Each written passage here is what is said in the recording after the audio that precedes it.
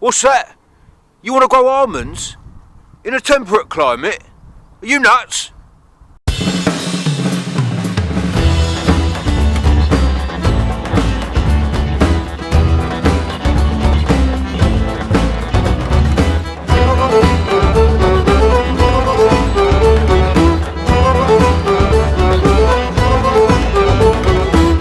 Right, now almonds are a really beautiful tree. Not a lot of people know that they are directly related to peaches and nectarines.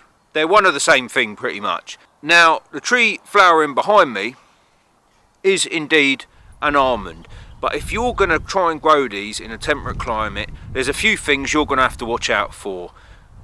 Like most peaches and nectarines, you can have a problem with too much wet. If you have an early wet season, you can have the old peach leaf curl. Now they do varieties now that can stave off the leaf curl, such as Ingrid. This is the one I got behind me here. But what I would say is they are a really beautiful tree. You can probably see the blossom behind me right now.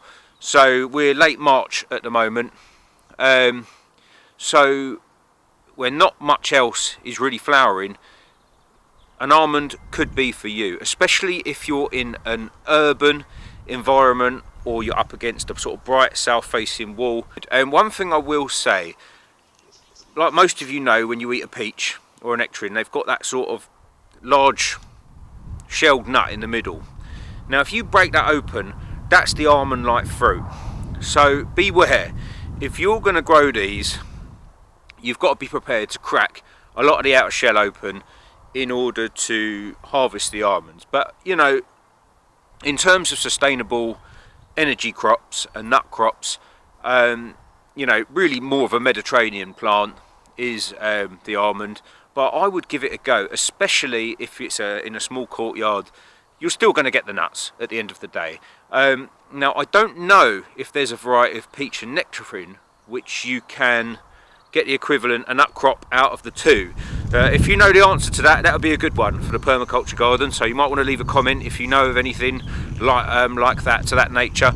But look, I would say it's got two real benefits here. You've got the food crop, and it's also aesthetically quite a beautiful tree, and it's not going to get huge. Not going to get absolutely huge. It's smaller, certainly smaller than an apple tree. So really good. What you really, I find the ideal situations for growing almonds in a temperate climate is, oh, I've got a bit of wind here. Alright, it wasn't me, I promise. Grow them in a pot. Grow them in a pot. I have a good sack barrel here, and if you've got an outbuilding or conservatory, really useful to sort of wheel them in. The mistake I made here is I actually planted it a bit away from the wall. It gets a bit windy up here on top of a hill, and last year I think I only had one almond. But the year before, I mean, it's only a young tree, it's probably only 4 years old. I had quite a lot of almonds actually, but you know, the idea of just harvesting 6-7 almonds just barely seemed worth it. But you know, perhaps if you want to integrate them into a permaculture garden or a courtyard area of the house where you're getting a bit of warmth, good option for you. All you've got to remember is free draining soil and a bit of warmth, and you can't really go wrong. So who knows, with global warming and the climate getting slowly warmer, perhaps it is one to incorporate into your landscape schemes, or just grow in a pot or up against the side of a house or in a courtyard garden. So there you have it, growing almonds. It is possible in temperate climates. They're a really beautiful tree, as well as ensuring a small nut crop also. Almonds, get out there and grow some.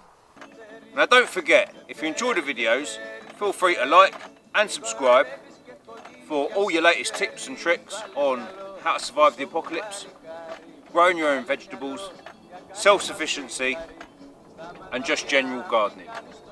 Thank you very much.